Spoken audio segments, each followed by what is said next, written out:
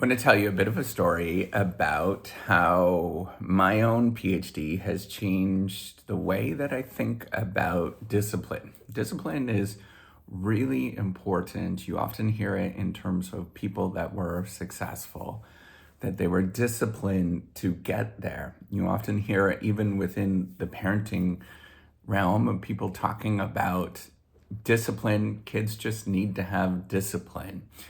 And really, it's this kind of sternness of accomplishing something, that there's just this certain amount where you need to stay within the order of something, the order of a path to actually get to where you're going to go to. And if you veer off that path and you go in a different direction, you're not disciplined enough. You don't have the right desire to actually get there. So when I began my PhD, I had this view, right? So I was actually, let me go back a little bit further. When I was a kid, I was always the last in everything. I was literally the last in everything, and I defined myself in that particular way. I was in special ed. I came from a very small country school, 4 hours from any university, and I was always the last at every foot race. I was always the person, even in my family, I was like the youngest, right? All of this really defined who I was. I was not very bright in terms of the classic way that people think about that. I was looking at my grades and they were not that stellar. And I was probably one of the last ones in my grade at that time. I was in special ed. There was a lot of how I defined myself when I was a child. Of I was this person that even when I went to sleep, I have the shoes. I had shoes nailed to a board in my feet, and you can watch a couple of videos back where I show you these shoes. And I wore those every night because my legs were not straight; they were crooked. It's kind of like the Tom Hanks story, or the guy. I can't remember the guy's name. But I always defined myself in terms of being the last. And when I was in high school, I was going through, the teenage angst things, but I also didn't have a lot of friends at particularly early on in my high school, grade 9 and 10. But when I changed for some reason, I think it was going through puberty now looking back, and I thought that if I only perfected myself, that I would have a lot of people like me. It was kind of like a lonely person, and I was just wanting the desire of people to like me. I wanted to have that influence. And so I worked really hard at changing my life around. And I spent a great deal of time. You could ask my family, my parents. I worked out all of the time. I tried to get good grades. My last year of my high school, I went from essentially like a C-ish student to straight A's, the top grades. One of the time, I think I was maybe either top or second top of my high school when I eventually graduated in that year. And so then I got into a good school, a good university that everybody knows in Canada, that's well recognized as one of the best in sort of engineering schools. And the same story happened when I began my engineering school at the University of Waterloo. And my first year was kind of like, oh, I was having fun, but then I realized I needed to crack down because I wasn't being disciplined enough. And then I thought, well, okay, this is what I need to do to become disciplined. Then I eventually got into a PhD program at one of the best schools in Canada, in business, of all things. It was very difficult to get into. And then when I started, I didn't really sort of fit in. I didn't feel like I never feel like I fit in, right? It might seem like that, but I feel like I'm never fitting in with something. And so there was always this strong desire I'm going to show everybody and then go on to become a professor at, the Harvard Business School or Wharton or whatever, because I wanted people to desperately like me. And when I got there, I ended up doing quite well, but I struggled along the way, a lot of the way. So when I was finishing my PhD, I thought I would be this like really smart, incredibly person to spend an extra, year working on it. And I would have this really great idea and people would be so impressed. Turned out that that year was 2008, 2009, and 2010. And I didn't end up getting a job for a long time because the work that I was doing was not being recognized. And we also had a financial meltdown. So when I graduated, I didn't have a job. And so I struggled to find a place, and I still didn't have a job. And it was the December, I remember this, I set the target. It was December that I was going to say, if I don't have a job by December, the end of December, I'm quitting all of this. I'm going to go back and just become an engineer rather than become a professor. And I had two kids at home. I had one little kid, and my wife was pregnant at the time. And so I was like, I need to do this. This is important. And so a lot of this, the story that I'm getting at, and eventually at literally it was November, the end of November, that I got a job offer from a really good school where I'm currently at. So what all of this has taught me, and building the Reciprocity Project. So if you've seen what I've been doing, I've been building this platform to create non-rejectable research papers.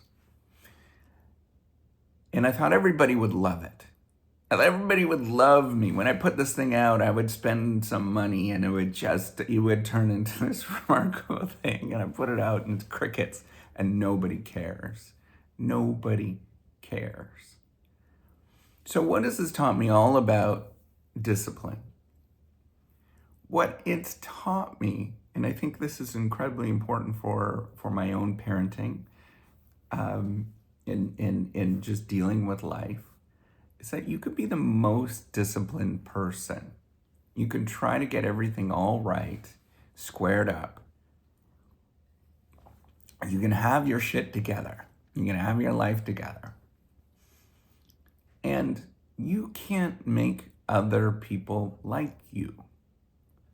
You cannot make everything go right. You cannot do everything perfectly because there is a world outside of you.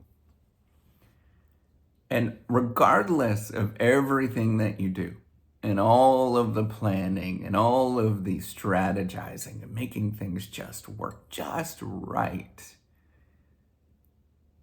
you have to realize that there's more than just you in the equation. Now I look back and I think about my childhood, and I think about what was going on.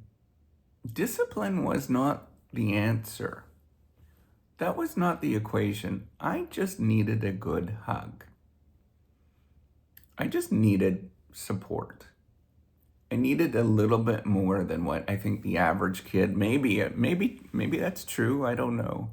But I just needed more inside because there was a big hole in my heart. And I think if you are this person and you're going through, I want you to realize that there's no amount of discipline that you can provide that is going to change that hole in somebody's heart. Whether you are a parent and you want to discipline your own child because they're not in the right direction, or whether yourself, that you are feeling undisciplined, I want you to take a step back and I want you to say, why do I feel that way? What is going on there? And what you often need is just recognition that the journey is tough and there's no amount of encouraging other people or perfecting yourself that will encourage other people to actually like who you are. And a lot of this idea of discipline, how we understand it today, really is about these displays of your success to other people. That you were the most disciplined. You were the one that got up at 4 a.m. You were the one that got up at 5 in the morning, and you did that every day, and this is somehow a heroic story. Or your kids, you disciplined them so well that they were in line and they were perfect kids. I want you to realize that none of this is ever going to result in other people liking you. None of this is going to result in you becoming more successful in the way that you think that you should become successful. Life's a lot more complicated than any of this. You could do everything right. You can have everything go perfect. You can get the right supervisors in your life, the right mentors. You could get up every morning. But there are moments where there's things that are out of your control. There are moments where you can try to do everything right and it's not going to work out for you. And it's not your fault. And you can't discipline your way through that. Instead, I think, instead of discipline, I'm learning to love who I am. All of its flaws, all of the things that I'm really happy about, the fact that I actually do try, the fact that I do feel this desire for people to love me, which drives me to work really hard and to do good things.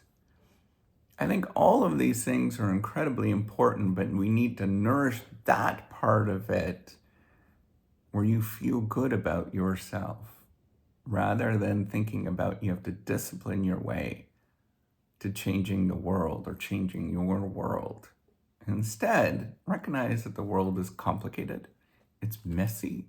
There's all sorts of things that go on that you can't explain and you can't convince to other people. And you just live a good, healthy, happy life to the best of your ability. You try to ensure that you're as best of a parent as you possibly can without being too disciplined,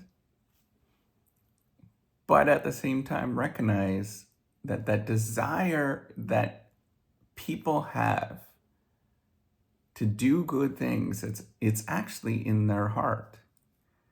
And they have to figure out how to harness that themselves. It's not about you making other people more disciplined.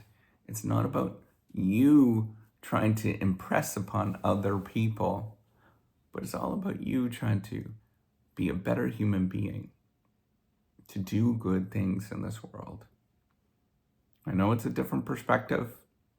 I know many of you are going to be angry when you listen to this because it triggers something in you, but I want you to take a step back and simply love who you are and recognize all of its flaws and recognize that little child that you probably still are, and figure out how you can harness that and give that little child who you still are a great big hug and say that you are going to be okay.